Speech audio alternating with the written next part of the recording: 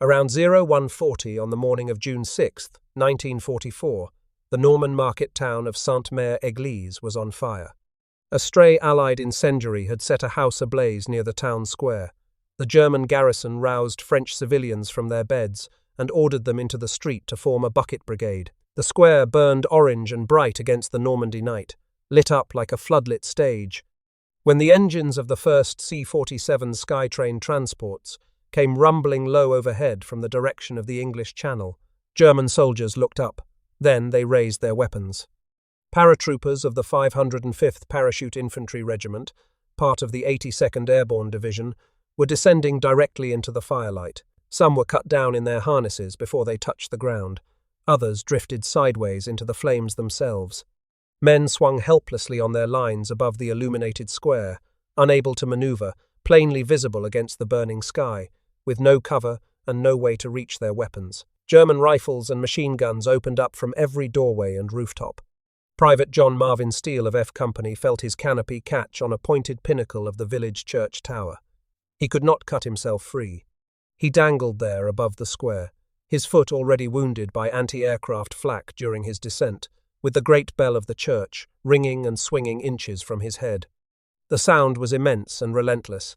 He later said it left him partially deaf for hours. Below him, his comrades were being killed. There was nothing he could do. He let his head fall, and his body go slack and played dead. For roughly 2 hours, Private Steele hung motionless from that church tower while the opening night of the Normandy invasion erupted below him. He was eventually cut down by German soldiers, who apparently noticed he was still breathing. He was taken prisoner, and then escaped later that same morning when troops of the 3rd Battalion, led by Lieutenant Colonel Edward Krause, retook the town at approximately 0430 hours. A dozen or more of F Company were killed in the drop over the burning square, with total company casualties from that single descent reaching roughly 30 men. But Sainte-Mère-Église, cleared before the sun rose on June 6, 1944, became the first town in France liberated on D-Day. Its capture completed 6 hours before the first American soldier set foot on Utah Beach. A dummy paratrooper still hangs from the tower of that church today, put there to honor John Steele's memory. But on that night in 1944, what appeared to be catastrophe from the ground was, in ways that no one yet understood, the opening act of one of the most consequential military operations ever attempted. The 2 divisions at the center of that operation were unlike anything the world had seen. The 82nd Airborne Division, known as the All-American, had begun its existence in 1917 as a conventional infantry division built from draftees drawn from all 48 American states, which gave it its nickname. It was reborn in August 1942 as one of the United States Army's first airborne combat units and brought into the European War. By the spring of 1944, it was commanded by Major General Matthew B. Ridgway, a stern and precise officer who had already led the division into Sicily the previous summer and absorbed the brutal lessons of that jump. His assistant division commander was Brigadier General James M. Gavin, 37 years old, known to his men as Slim Jim, the kind of officer who jumped with his troops and expected every sergeant to fight like a general if circumstances required it. The 82nd was built around 3 parachute infantry regiments, the 505th, the 507th, and the 508th, along with the 325th Glider Infantry Regiment. The 101st Airborne Division, the Screaming Eagles, had been activated in August 1942 and was commanded in Normandy by Major General Maxwell D. Taylor. Its combat power rested on the 501st, 502nd, and 506th Parachute Infantry Regiments, along with the 327th Glider Infantry Regiment. The 101st had not yet seen combat. Every man in it had been training for over 2 years for exactly this night. Together, the 2 divisions represented approximately 13,100 American paratroopers, who would be carried across the English Channel by more than 800 Second 47 transport aircraft on the night of June 5th to 6th, 1944. Additional waves of gliders carrying heavy weapons, anti-tank guns, and reinforcements would follow across 6 separate glider missions. Their mission was, at its core, to make the beach landings survivable. The Allied plan for the invasion of northwest Europe, codenamed Operation Overlord, included a landing on a stretch of the Normandy coast designated Utah Beach on the eastern coast of the Cotentin Peninsula. The Germans had deliberately flooded the low-lying farmland behind that beach, turning it into an impassable swamp that funneled any advance inland through just 4 narrow elevated causeways. Without troops already holding the inland ends of those exits before the beach assault began, the American 4th Infantry Division would land on the sand and find itself trapped there. Lieutenant General Omar Bradley told General Eisenhower directly that he would not commit to a Utah Beach landing without the airborne operation in place. Eisenhower agreed. He wrote later that he could not in conscience send the seaborne troops ashore without a blocking force already on those causeway exits. Air Chief Marshal Sir Trafford Lee Mallory fought the plan until the final days before the invasion.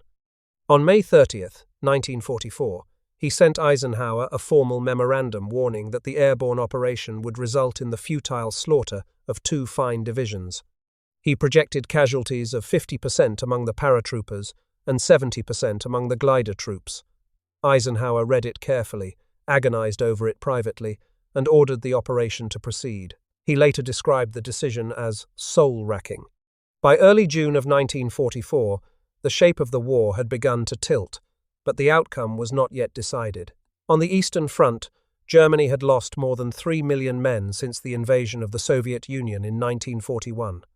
The Wehrmacht was stretched across thousands of miles of front lines and running critically short of experienced officers and trained replacements. Rome had fallen to the American Fifth Army on June 4th, 2 days before D-Day, the first Axis capital to fall to Allied forces. Within 3 weeks, the Soviet Union would launch Operation Bagration against Army Group Center, the largest land offensive of the entire war. The walls of Fortress Europe were cracking from every direction simultaneously. In Normandy, the Germans had built what Hitler called an impenetrable barrier. The Atlantic Wall, constructed by the organization TOD, using roughly 500,000 French and foreign laborers, stretched from Norway to the Spanish border. Field Marshal Erwin Rommel, appointed to command Army Group B in January 1944, had driven its construction with relentless personal energy. He had doubled monthly concrete output and personally supervised the planting of millions of beach obstacles. By mid-May 1944, more than 500,000 foreshore obstacles lined the Channel coast, and more than 30,000 of them were mined. Rommel had demanded 50 million mines. He was never given them. But the Atlantic Wall's deepest weakness was not in its concrete. It was in the argument among the men defending it. Rommel believed the invasion had to be stopped at the water's edge. His superior, Field Marshal Gerd von Rundstedt, commanding all German forces in the west, favored holding powerful armored reserves inland for a decisive counterstroke once the invasion's direction became clear. Hitler split the difference, dividing the panzer divisions between the 2 commanders while keeping the most powerful formations under his own personal release authority at Supreme Headquarters. Those divisions could not be moved without Hitler's explicit order. In the Cotentin Peninsula specifically, the German position had grown more dangerous for Allied planners by the week. In May 1944, German intelligence had concluded that the area around Sainte-Mère-Église might be targeted for an airborne landing, and the 91st Luftland Infantry Division, specifically organized to counter airborne operations, had been deployed directly into the projected drop zones of the 82nd Airborne. Its commander, General Lieutenant Wilhelm Falley, had his headquarters at a chateau near Picauville, roughly 6 kilometers from where American paratroopers were expected to land.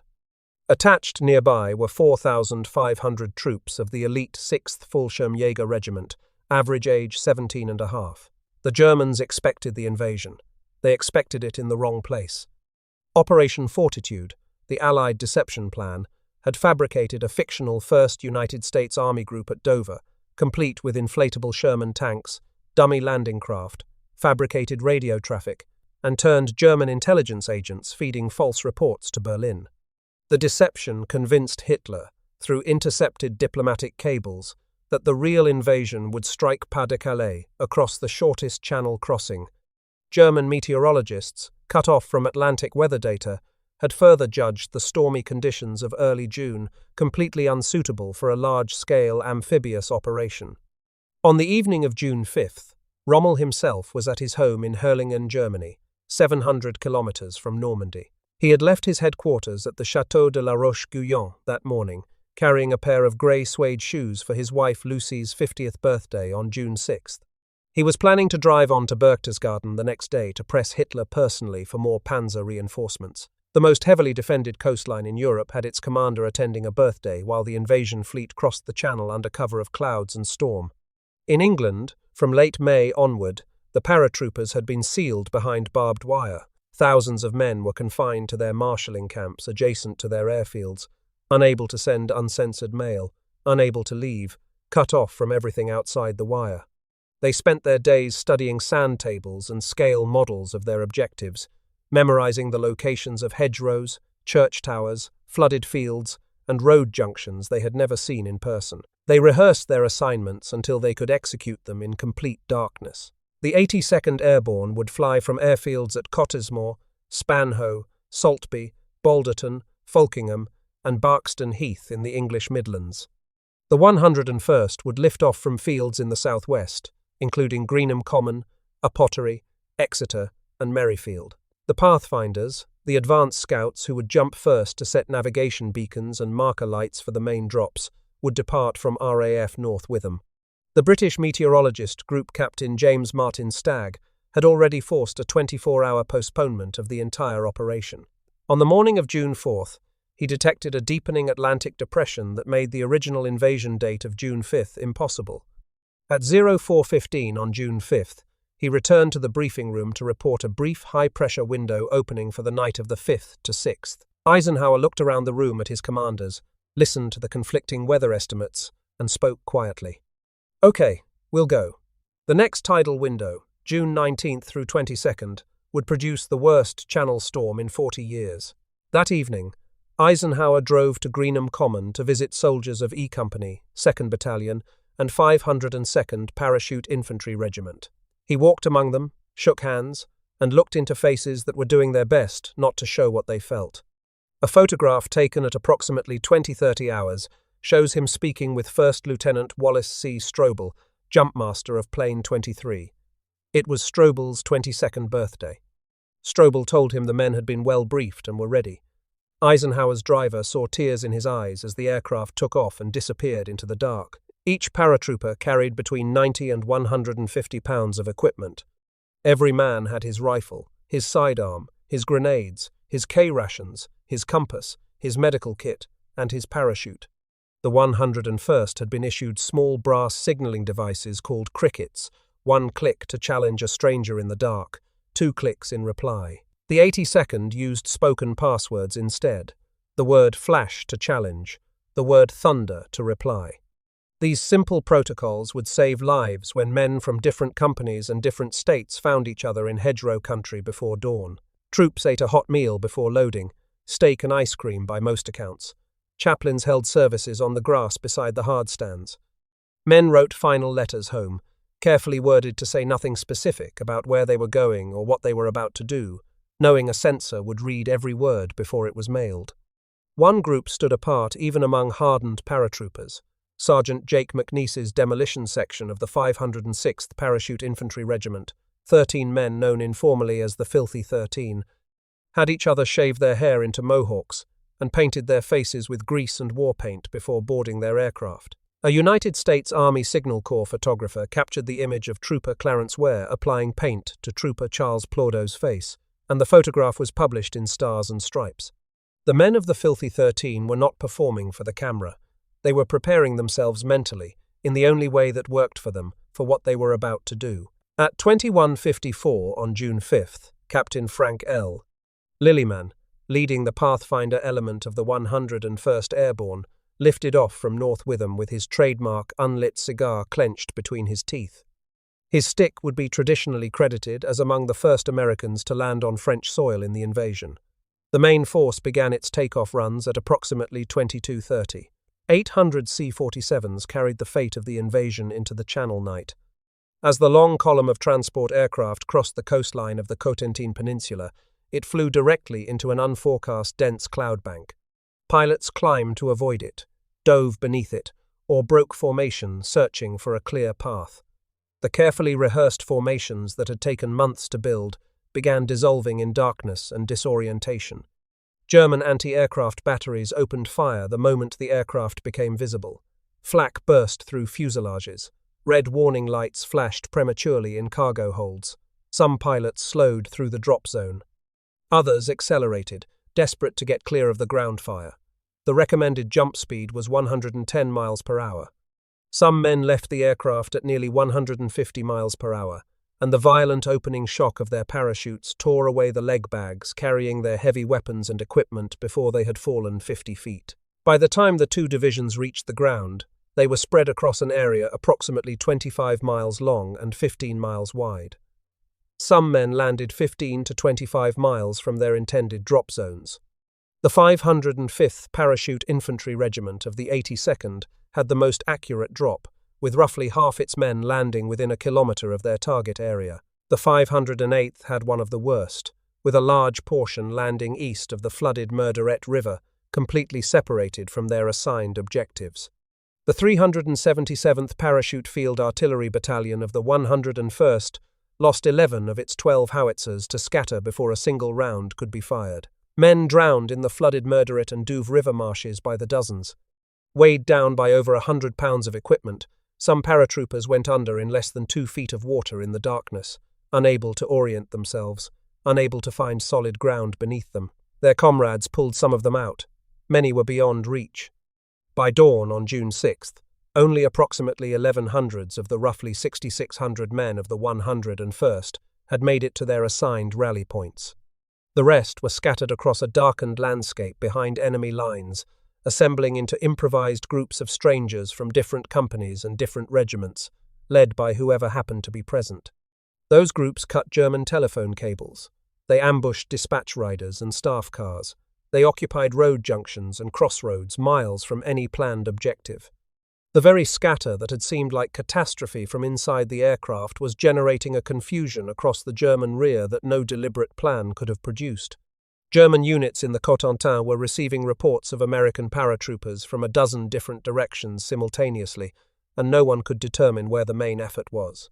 Captain Lilliman, traditionally credited as among the first Americans to touch French soil that night, had missed his drop zone by a mile. He killed a German machine gun crew, strung wire across a road that brought down 2 German cyclists, and had his Eureka navigation beacons operating in time to guide the main drops. Brigadier General James Gavin of the 82nd landed waist-deep in a Murderette marsh and oriented himself in the dark using the Cherbourg to Cotentin railway embankment, visible against the faint horizon.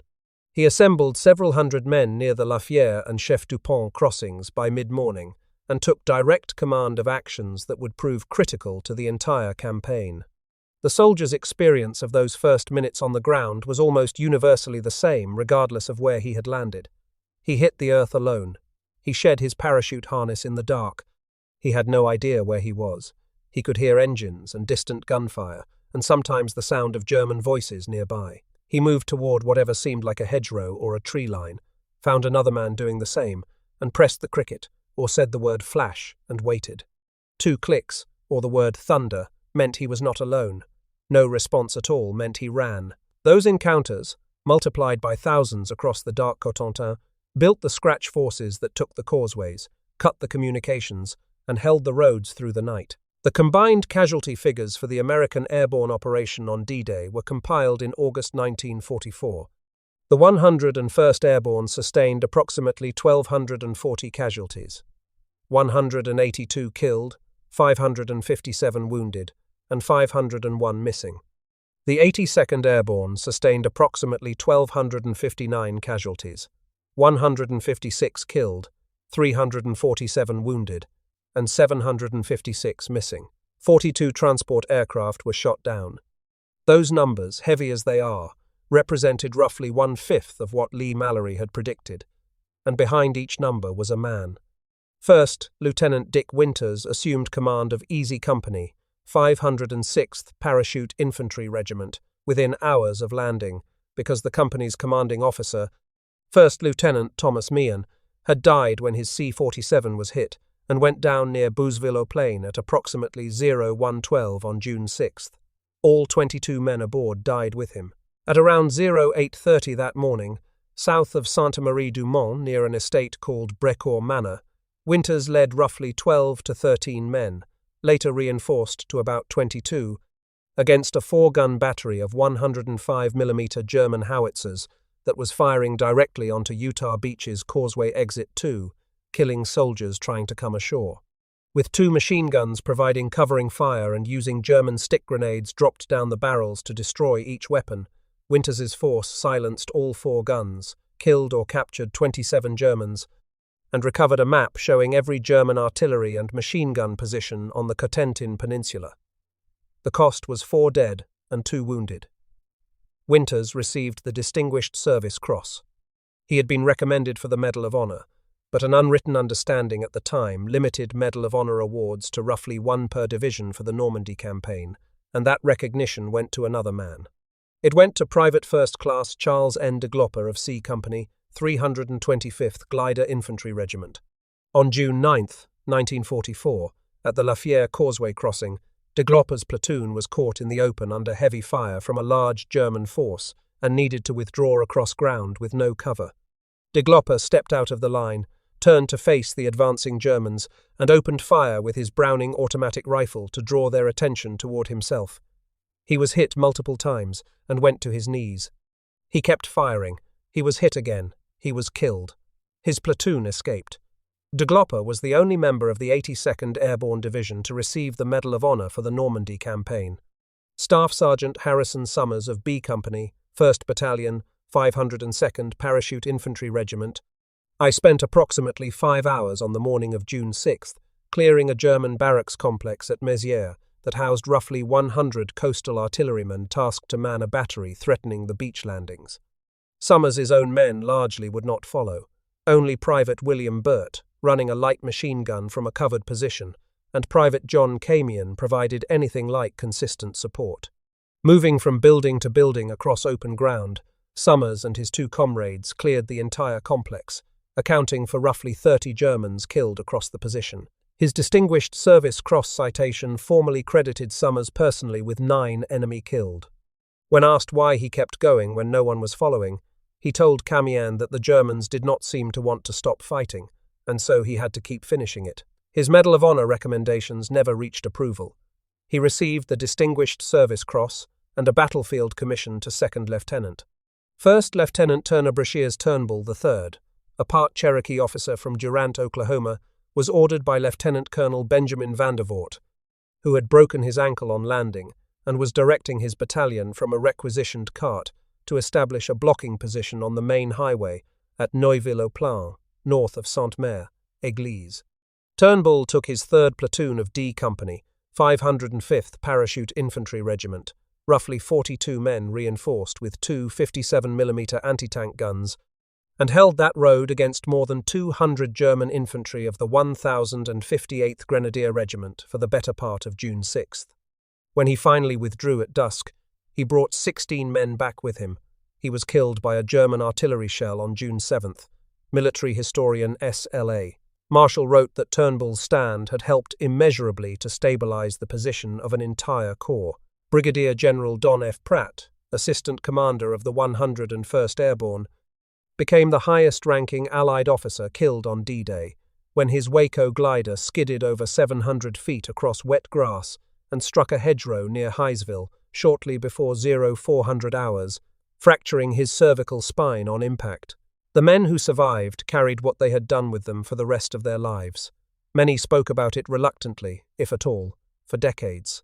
At Army Group B headquarters in the Château de la Roche-Guyon, the night of June 5th had passed with the quiet of routine. Rommel was in Germany. His naval advisor, Vice Admiral Friedrich Rug, noted afterward that nothing on the evening of June 5th indicated that the decision for the attack had been made on the other side of the Channel. The duty officers processed routine reports and attended to their paperwork as on any other night. The first disruptions were carefully designed to look like nothing. British aircraft had dropped roughly 500 burlap dummy paratroopers, codenamed Ruperts, at 4 locations across Normandy, including areas near the base of the Cotentin Peninsula, east of the Dives River, and southwest of Caen. Some dummies carried noisemakers simulating rifle fire. Others had timed explosive charges that detonated minutes after landing, giving the impression of a firefight.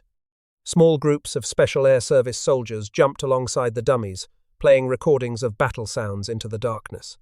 When German troops arrived to investigate, they found burlap and wire. Staff officers at several headquarters concluded it was a ruse and moved on to other reports. There was a deeper failure in the German system, and it had begun weeks earlier. German intelligence had a standing arrangement to intercept a coded BBC radio message, a verse from the French poet Paul Verlaine, which was the prearranged resistance signal that the invasion would begin within 48 hours of the broadcast. The intelligence officer of the 15th Army, covering Pas-de-Calais, caught the relevant transmission on the evening of June 5th and reported it up the chain. The 7th Army, which covered Normandy, was not placed on full alert. Each German headquarters assumed the other had issued the order. It never came. Meanwhile, Generaloberst Friedrich Dollmann, commanding the German 7th Army, had summoned most of his division commanders away from their posts for a war game in Rennes to begin the morning of June 6th. The exercise was, with brutal irony, a simulation of an Allied airborne landing in Normandy. General-Lieutenant Wilhelm Falley of the 91st Infantry Division, General-Lieutenant Karl Wilhelm von Schlieben of the 709th Division, and Major Friedrich von der Heiter of the 6th Fallschirmjäger Regiment were all en route to Rennes or preparing to leave when American paratroopers began falling across their commands. Falley turned his vehicle around immediately upon hearing aircraft engines. He was driving back toward his headquarters at Château de Bernaville near Picauville at approximately 0500 on June 6th, when his car was ambushed near the rear of the chateau by roughly 12 men from headquarters. Company, 3rd Battalion, 508th Parachute Infantry Regiment, led by 1st Lieutenant Malcolm D. Brannan. Falley and his aide, Major Joachim Bartuzat, were killed when their vehicle crashed into a farm wall during the ambush. Falley was the first German general officer killed in the Normandy campaign.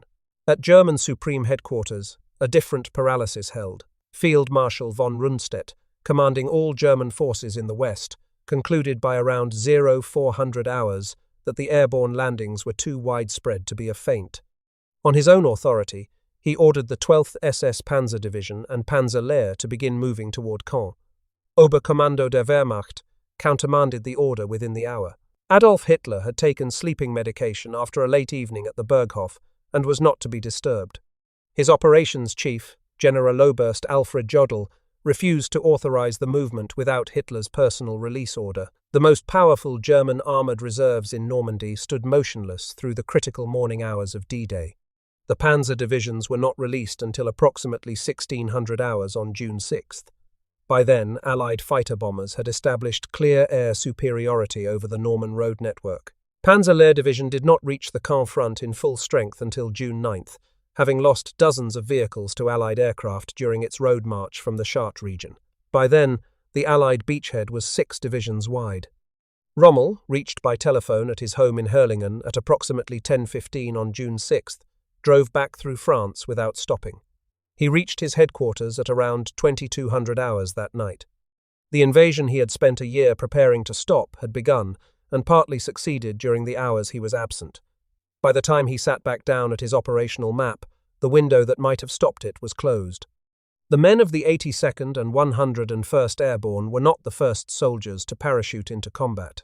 The history of airborne warfare before June 6, 1944, was a history as much of catastrophe as of achievement, and the commanders who planned Normandy had studied every lesson of it. General der Flieger Kurt Student's 11th Air Corps had seized the island of Crete in May and June of 1941, in the most ambitious airborne operation the world had yet seen. The battle demonstrated that paratroopers could capture objectives that conventional ground forces could not reach. It also showed what that capability cost. Roughly 5,500 to 6,000 German paratroopers were killed or wounded during 3 weeks of fighting. Roughly 150 to 220 Junkers Ju-50, 2 transports were destroyed or permanently put out of action. Hitler told Student afterward, "Crete proved that the days of the parachute troops are over." Germany never launched another strategic airborne operation. The Western Allies drew the precisely opposite conclusion and accelerated their own programs. The Americans had a more recent and personal reference point. The 82nd Airborne had jumped into Sicily in July 1943 as part of Operation Husky. The drop on the night of July 9th to 10th scattered Colonel Gavin's 505th Regimental Combat Team across 20 miles of terrain, but the men improvised and fought through it. 2 nights later, flying in during an ongoing Luftwaffe air raid, Colonel Reuben Tucker's 504th Parachute Infantry Regiment was engaged by Allied naval gunners and shore anti-aircraft batteries, who mistook the C-47s for enemy aircraft. 23 transports were shot down, 37 more were seriously damaged. 318 American casualties resulted, including 83 dead. The disaster produced immediate and permanent reforms in coordination protocols, air corridor discipline, and night formation standards. Those reforms were applied directly to the Normandy planning. After Normandy came the operation that stands as the permanent counterexample. Operation Market Garden, launched on September 17, 1944, was the largest airborne operation in history, 34,600. Allied paratroopers were delivered across 3 countries in a single day, intended to seize a series of river bridges and create a corridor for ground forces to outflank the German defensive line. The British 1st Airborne Division, tasked with capturing the road bridge at Arnhem, was dropped 6 to 8 miles from their objective. They landed on top of the 2nd SS Panzer Corps, which was resting and refitting in the area. Allied intelligence had identified the panzers. The warnings were dismissed. Only Lieutenant Colonel John Frost's 2nd Battalion reached the Arnhem Bridge. Of the roughly 10,000 British and Polish airborne troops who landed at Arnhem, approximately 2,000 to 2,500 escaped south. Total Allied airborne casualties across Market Garden exceeded 16,000. The difference between Normandy and Arnhem was not courage. The British paratroopers at Arnhem were among the best-trained soldiers in the Allied armies. The differences were operational. At Normandy, the drops were one component of a massively coordinated assault with naval gunfire, strategic air support, and beach landings timed to follow within hours. At Arnhem, lightly armed paratroopers were asked to hold a bridge against armour for 4 days, while ground forces advanced along a single exposed road 60 miles from the start line. Operation Varsity, on March 24, 1945, applied Normandy's lesson correctly. The 17th American Airborne and 6th British Airborne Divisions were dropped in daylight behind Rhine bridgeheads that ground forces had already established. Eisenhower called it the most successful airborne operation carried out to date. It was the direct product of everything the American Army had learned since Sicily 2 years earlier. At Utah Beach on June 6, 1944, the 4th Infantry Division landed approximately 21,000 men by the end of D-Day and suffered roughly 197 casualties. It was the lowest casualty figure of any Allied landing on any beach that day. The comparison requires no elaboration. At Omaha Beach, roughly 15 miles to the southeast, American forces sustained approximately 2,400 casualties on June 6 alone. In certain assault companies in the first wave at Omaha, losses reached 90% within the first half hour. The difference between the 2 beaches, at its most fundamental level, was the difference between landing with your flanks covered and your inland exits open, and landing without either. The 4 causeway exits behind Utah Beach were secured within hours of the assault. Elements of the 3rd Battalion, 501st Parachute Infantry Regiment, linked up with soldiers of the 4th Infantry Division at the village of Pooperville, the inland end of Exit 1, at approximately noon on June 6th.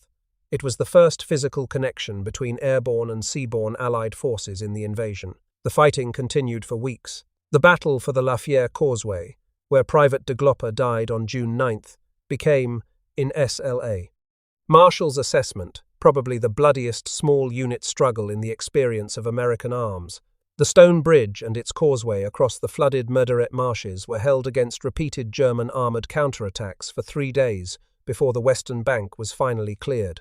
The 4-day struggle cost roughly 60 Americans killed and over 500 wounded or missing, with the final assault across the open causeway on June 9th, drawing some of the most concentrated fire of the entire Normandy campaign. Cotentin, the road junction linking Utah and Omaha beachheads, fell to American paratroopers on June 12, 1944, after assault by elements of the 502nd and 506th Parachute Infantry Regiments. A German counterattack by the 17th SS Panzergrenadier Division on June 13th was repulsed in a hedgerow fight the troopers of the 506th called Bloody Gulch. By June 14th, the two American beachheads were physically joined. Historians Rick Atkinson and Anthony Beaver, writing decades apart, both concluded that the scattered American drops were strategically positive on balance. The chaos that sent men into marshes and dropped those miles from their objectives also stretched the German response across half of Normandy.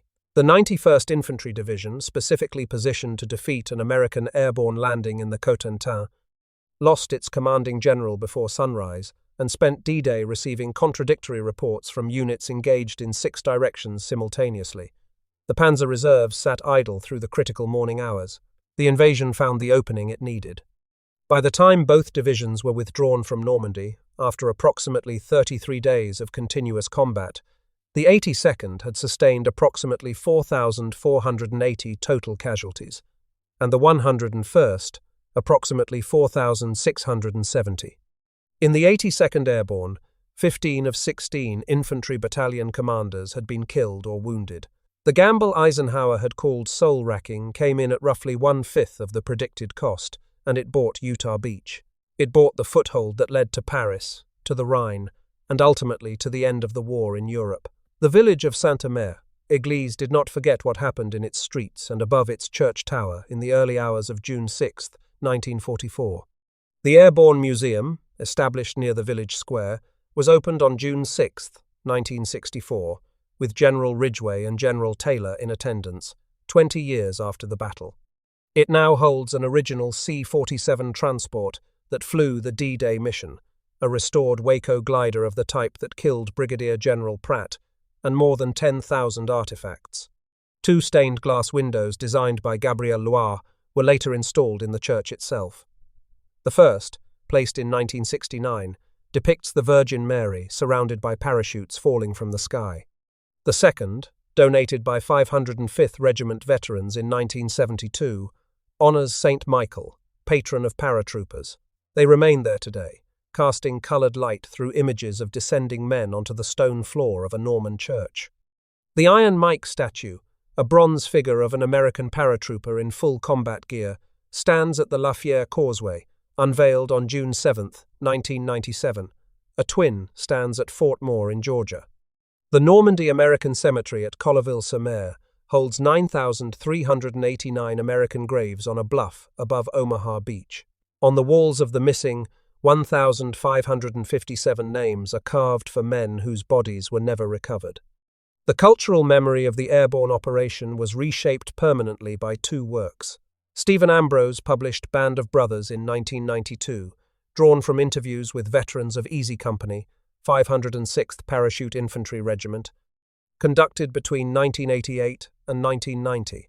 The HBO television series that followed, premiering on September 9, 2001, brought Dick Winters and his men to audiences in dozens of countries. Winters lived quietly in Pennsylvania after the war, farming and declining the public attention that found him anyway.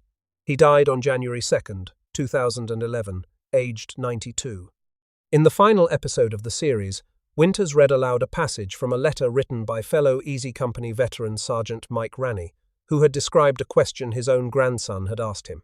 No, Ranney had told the boy, he had not been a hero in the war, but he had served in a company of heroes.